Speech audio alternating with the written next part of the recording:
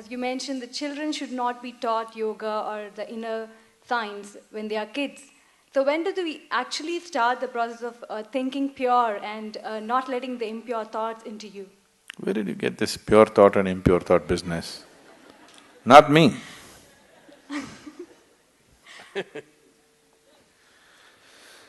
Thought, whatever kind of thought you have,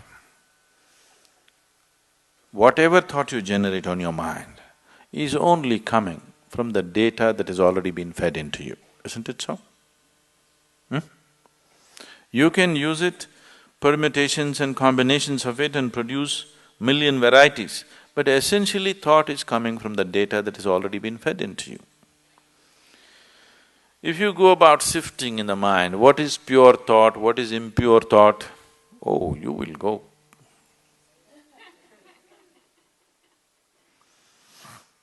And if you are trying to curb the impure thought and produce pure thought, you've finished. All the things that these so-called religions told people are sins, they have become the full-time activity of human mind. If they had just left them alone, everybody according to his inclination would have gone where he has to go. Now it's not like that, it's painted in everybody's mind because they said, this is a sin, do not think about it. Endlessly they're thinking about it. They're not even as free as dogs and cats are, human beings.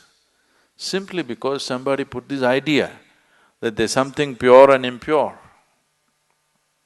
Whatever impure things you learnt at the age of 25, I do not know. I have not come in touch with anything impure in the world yet. I don't know where you came in touch with all these impure things in 25 years. I have not seen anything impure in this world, have you? Have you seen something impure? I have not seen anything impure in this world. There are different kinds of people with different kinds of problems and limitations and nonsense. I don't think it's impure. Process of purification.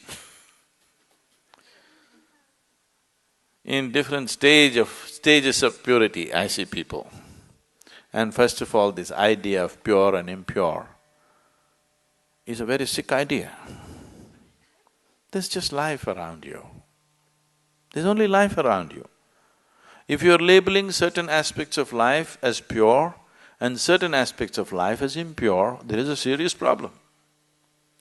I want you to understand this problem is far more serious than most people really look at. It is that serious. Right now, many religions and cultures on the planet have labeled the fundamental biology itself as impure.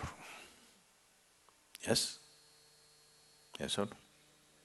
The basic biological processes themselves as impure. Sexuality is impure, a woman's menstrual cycles are impure. What the hell, you're born out of it, then you are also impure, everything in the world is impure, creation is impure. If you like that word, you can use it. But who are you to decide what is pure and impure? This is the way life is made, isn't it? It all depends on how you do what you do, isn't it? With how much awareness you approach it. The same things can become beautiful, the same things can become ugly, depending upon who is doing it and how he is doing it, isn't it so? Yes. Something as simple as eating. Eating can be a beautiful experience, not just for nourishment, even as an experience, it can be a beautiful experience. Somebody eats like this, you just look at that whack. Everything can be done like this, isn't it so? Who is doing it? How it is being done, that's what makes the difference. So this prejudice as to what is pure and impure has destroyed this humanity in such a bad way. Pure thoughts and impure thoughts, oh, if you sift through this, you're finished. All thoughts are just junk, okay? Essentially, they're coming from the limited experience of past. These thoughts are useful for your survival process. You picked up some amount of information, you want to survive in the world, this information is useful. If you're looking at life itself, these thoughts are meaningless. What happened yesterday actually has nothing to do with what's happening right now in this moment, isn't it so? But in terms of your survival in the world, you need to remember a few things. You need to use your old knowledge to earn your living on the planet. But in that, don't brand something as pure and impure. This can completely freak your life out. There's nothing pure, there's nothing impure. Life is just the way it is.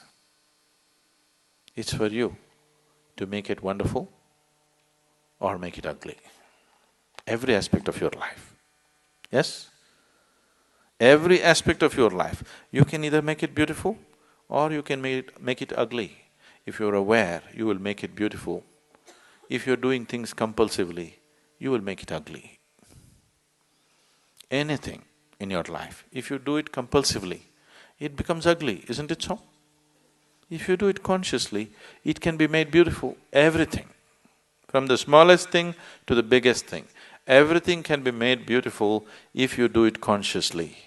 And everything can be turned to an ugly mess if you do it compulsively.